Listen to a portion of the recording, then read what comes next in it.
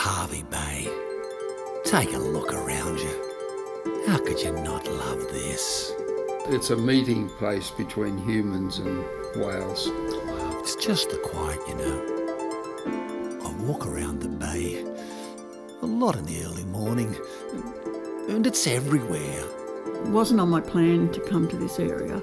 It wasn't even in my vicinity of imagination. Blue, blue, blue and green. The universe, that's a I call picture. it, you know, like you go shopping in the universe, you don't even need a bag, do you? Just trust in this thing, and it led me here and took away every obstacle that I thought, well, was in my path. It removed all those. And The waves rocking against my boat. I love that, when I'm just sitting there, contemplating nothing really. Nothing. Just the waves in the boat. anyway, we're walking around, you know, soaking it up. And then we saw a whaleboat going out, so we hot-footed it back to the yacht and followed the whaleboat. And it was just unreal how they performed. They come up, they virtually clap and applaud and do what do you call, you know, take another bow. That was just amazing. This place than we do. Of course they do. It's just the Serenity. Yeah, the Serenity. But you probably can't use that because I reckon some other bloke has got it copyrighted. So you can go to those events and every year they get bigger and bigger, such as the Whale Festival, and people that might not have seen each other for months and months come back together, really my and favourite it's time a of reunion year. of like-minded It's just community so people. mild. And that's what I love But about you the can region. still enjoy rugging up or getting a fire going.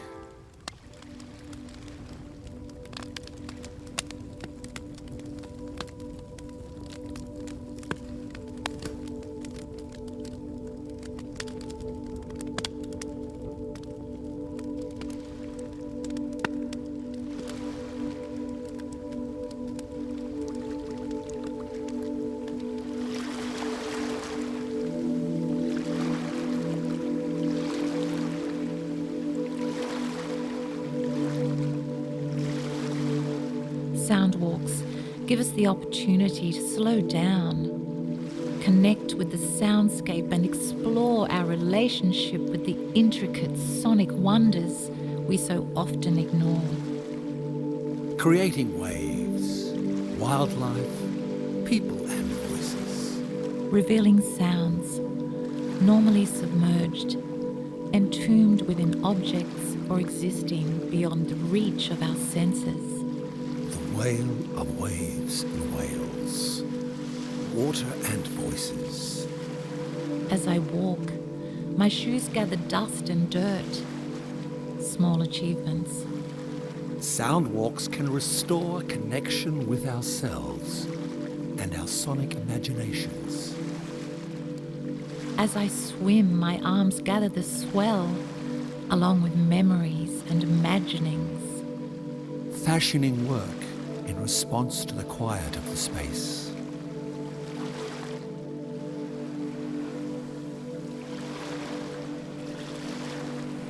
Breathing, sounding the tides of the breath. Auditory distraction is a feature of the soundscape. Imagine walking through sunlight-lit bushland with the soundscape transporting you. Walking meditation sounds the architecture of the space. The web of interactions between individual and soundscape. A site of disquieting sonic collisions. The human experience of solitude, mindful awareness and distraction. A sound walk combining listening with visual silence. Explore contemplative sound art practice and the experience of positive silence.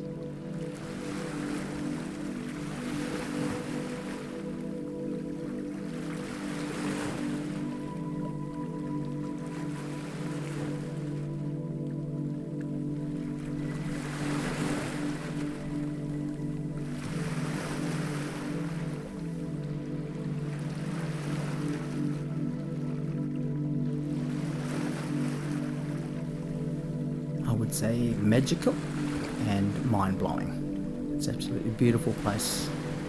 People are amazing, and these gorgeous whales come in every year, so we're very fortunate and very lucky that they come in here. They're not just cruising up the coast. They're actually coming in here to relax and have their babies and know that for many, many years, many decades, that it's a safe place. And I just Blake absolutely said love it here. It's some just people magical. are born in their place and others spend their whole lives looking for it. And I knew I was in that latter, but I didn't know what it was. Was it a relationship? Was it a town? Was it a... And it was quite funny when we got to Hervey Bay, the tide was out.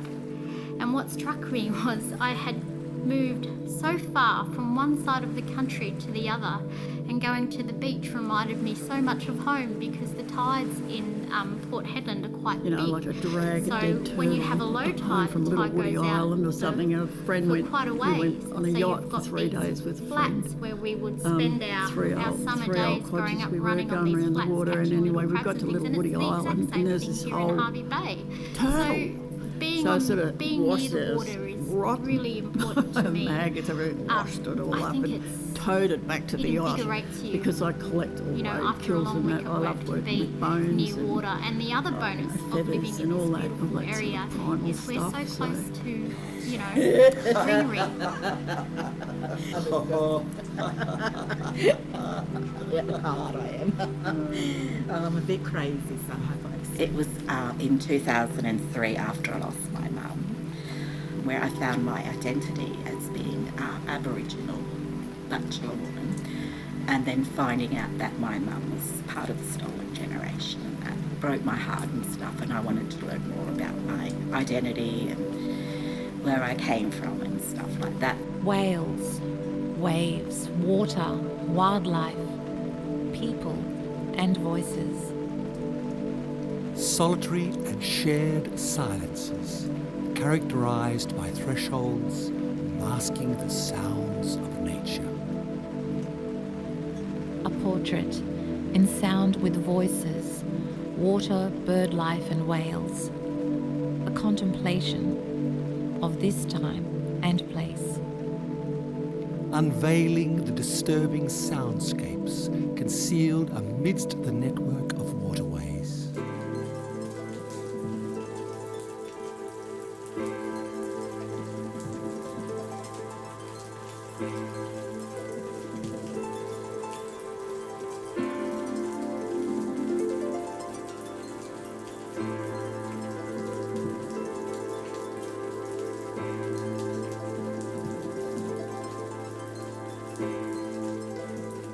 So I was meeting this friend in Howard, but at Nambour, we got hit by an army personnel carrier. Music is Unbelievable. just my everything. Talk about a And soundscape. I compose a lot of music And myself. I've record never a lot said of this time, before, and but what it's was always really been in my blood. interesting I'm to me originally from later, Fiji. I don't have so any music's visuals part of from life, this, as you it's know. just and in movement. Islands, it's part of life. and, Fierce, vision, you know, the music really heavy really movement. it does keep me very But my grounded first thought and was, it's very not at supposed peace. to end this I way. often say to people, the only time We I got feel like bashed off the road and we feel come back in front of us. normal, They pushed I us suppose down you the could say, is highway, when then we I'm hit the skids and creating we got art, flying creating into a music. culvert And and we it's were trapped in always the car been for about an hour and a half. So a way it of was getting vicious, through life's you know.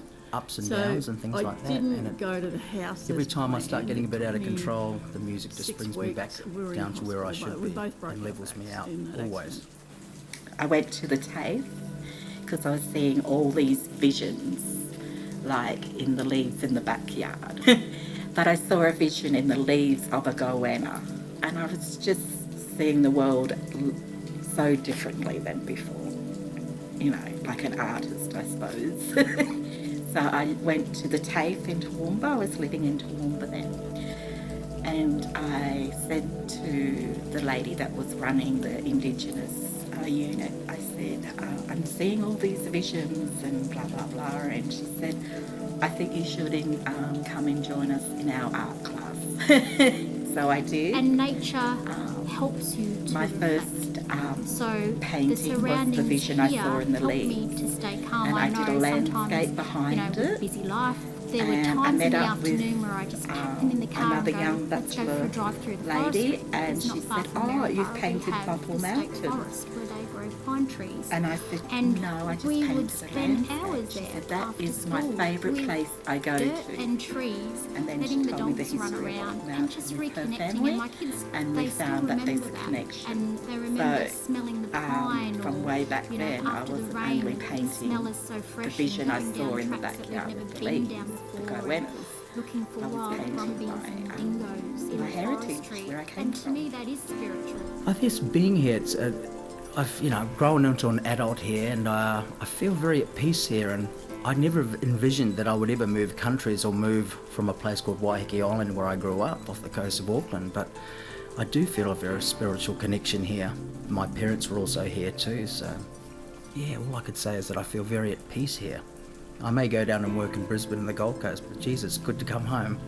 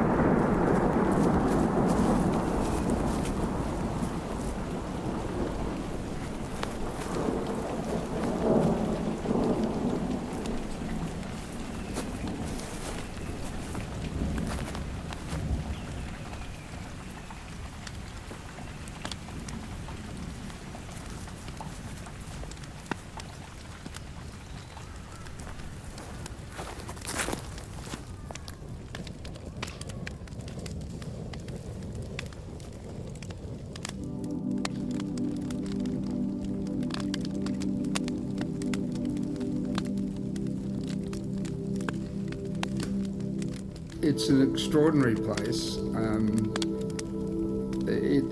Trish and I first came here in 1989, took an old 100-year-old sailing ship out there for 6 weeks, and during that period met the whales for the first time, and we just intuitively knew it was an extraordinarily special place.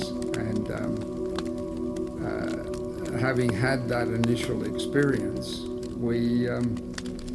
it basically gave direction to our life for the next 30 years. The aim of what we wanted to do with the whales was to get to know them as individuals, but also do it in a way that produced science, because science is a language of advocacy in this day and age.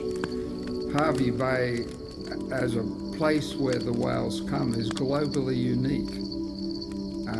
It's globally unique in several senses. The first sense is the ecology of the area. Hervey Bay is magnificently formed by an incredible sand island, and it happens to be located just south of what is believed to be the overwintering and breeding area of the humpbacks, and that's in the lower part of the Great Barrier Reef. The second globally unique feature, Hervey Bay is an area that is favoured by females.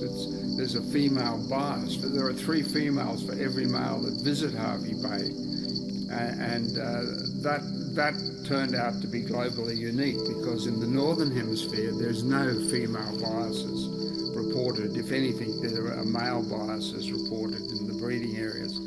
That structure of the migration adds another facet to the importance of Hervey Bay as a meeting place between humans and whales, because what it means is that during the season, you're getting different classes of whales of different age doing different things. So any week you come to Hervey Bay to see the whales, you can come in a week and come in any other week and you'll see something and experience something different. So when you put together the geographical factors of Hervey Bay and the amazing formation of the bay and the suitability of the bay as a habitat for the humpbacks, because they come in from the north, they aggregate on the western side of the bay against the coast of Fraser Island, Gari as it's now called, and then they go out to the north. So there's this amazing pattern where they come in and go out and join the migration.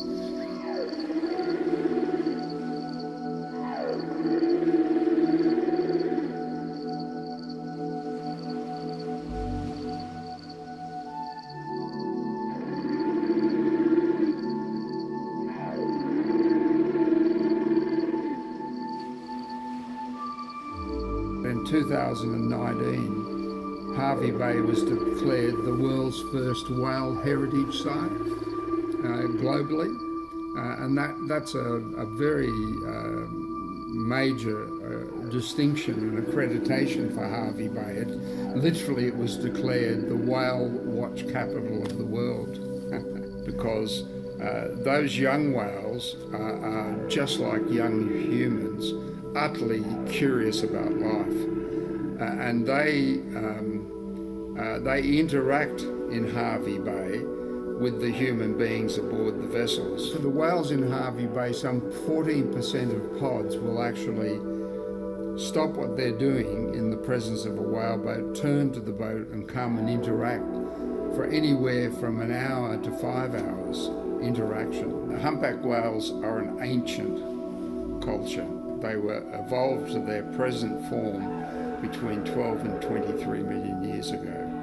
And they're the product of 50 million years of evolution. So they've been doing what they've been doing in the oceans in their present form for at least 23 million years. We modern humans are probably 350,000 years. We go back to Europe. I describe humpback whales as a great and ancient sentient culture.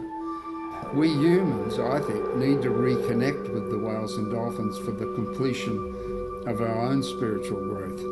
We're rather lost characters, we earthlings.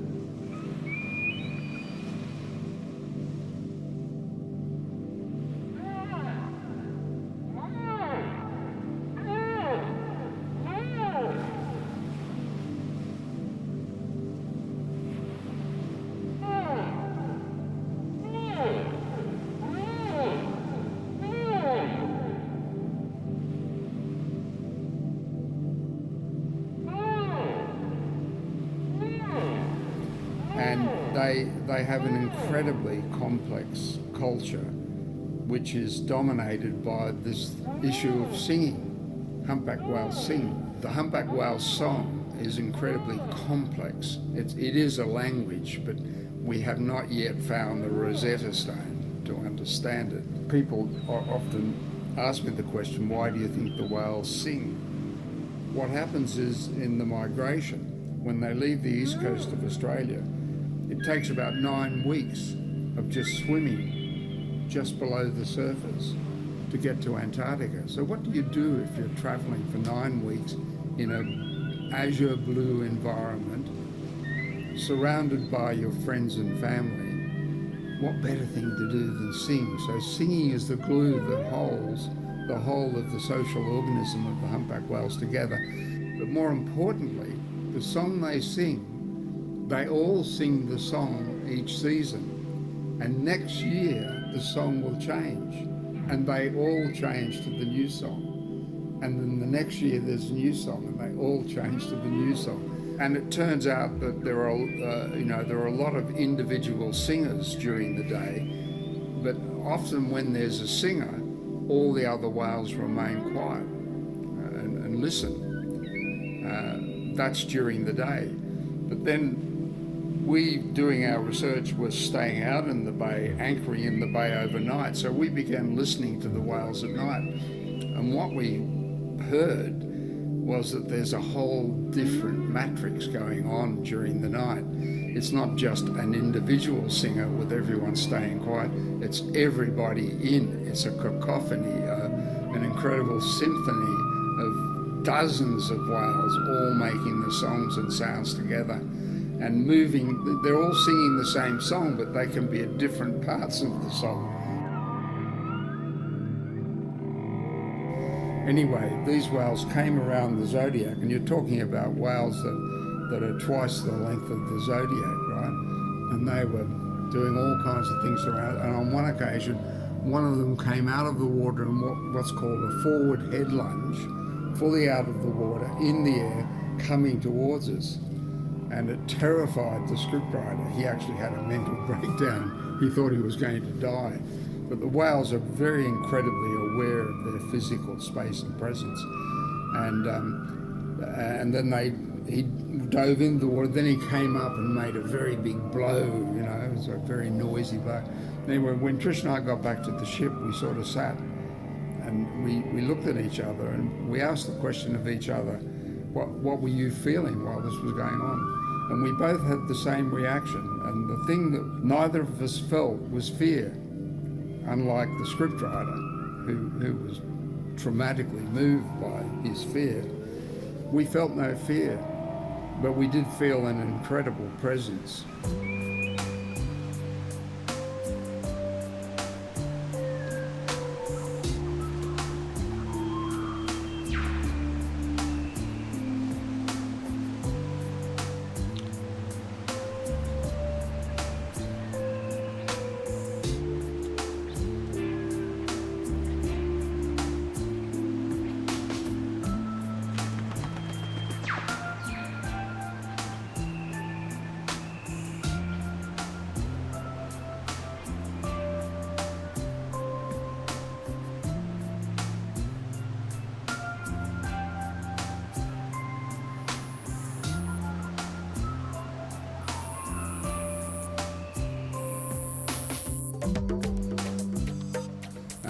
There's something very deep going on there, and we see that when we have people out with us and they have the interactions. You can just see that people are deeply and clearly spiritually impacted by being in the presence of these large and amazing beings.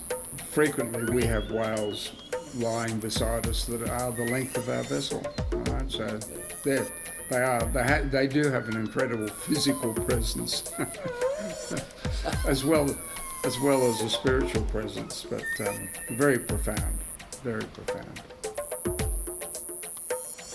And they're remarkable environmentalists. All humpback whales and all other whales and dolphins directly contribute to the health and well-being of the ocean ecosystem. I just think it's absolutely magical because, I mean, you can watch whales all up and down the coast, the Gold Coast, and a lot of the time they're just travelling because they're heading up to the early beach and whatnot. And I think we're so very lucky that they come in here to feel safe, and every year we just get to see these beautiful whales. And a lot of the people that work on the boats, in fact, I was lucky enough when I first came here to try and make it as a musician. I was working, entertaining guests with my guitar, and just seeing the looks on people's faces is absolutely magical. And I feel very fortunate living in a place where we have the most gorgeous whales coming in to protect their babies. And yeah, I absolutely love it. So when you look in the eye of a whale, you see God in the eye of a whale. And I don't think you can look at a whale and go away not believing.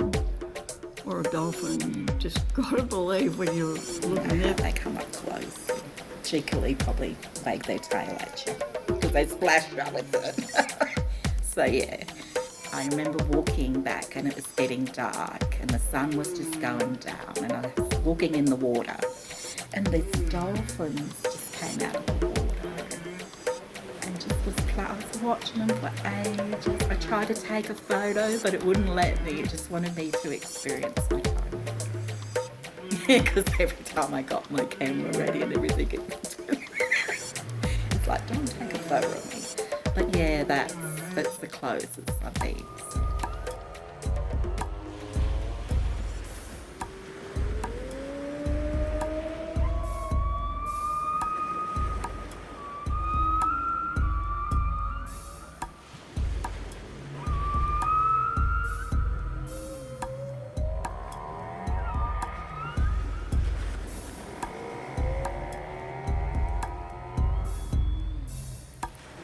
After accounting for the economic benefits whales provide to industries such as ecotourism, and how much carbon they remove from the atmosphere by sinking it in their carbon-dense bodies, the researchers estimate that one great whale is worth about $2 million over the course of its life. Whales are at the top of the food chain and have an important role in the overall health of the marine environment. They play a significant role in capturing carbon from the atmosphere. Each great whale sequesters an estimate 33 tonnes of CO2 on average, thus playing their part in the fight against climate change.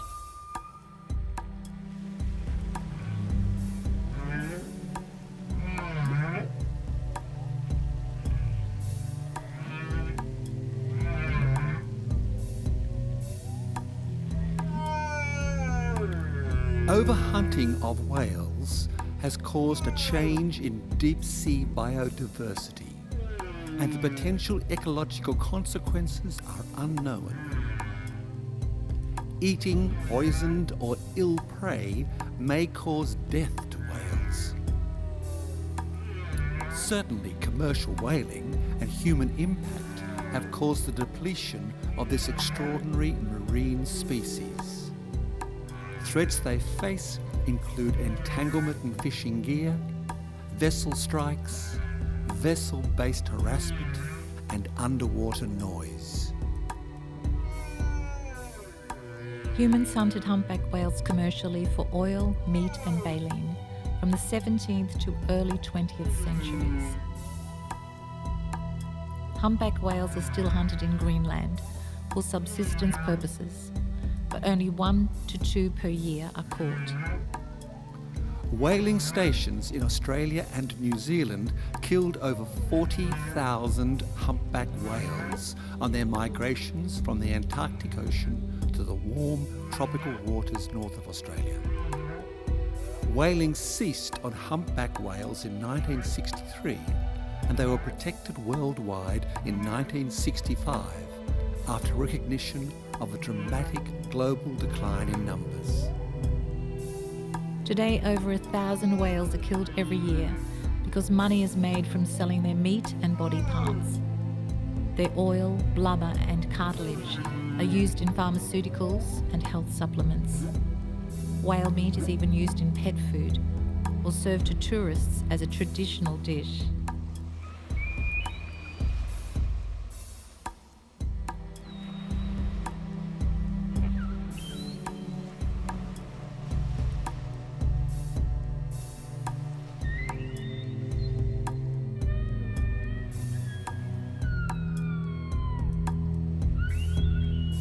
Whales are sentient beings. Like us, they can feel pain, fear, and distress.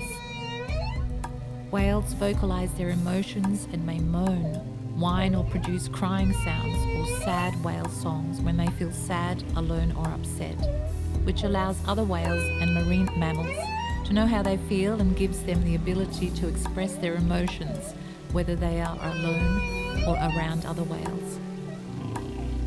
We know too that the great whales of the world are capable of loving.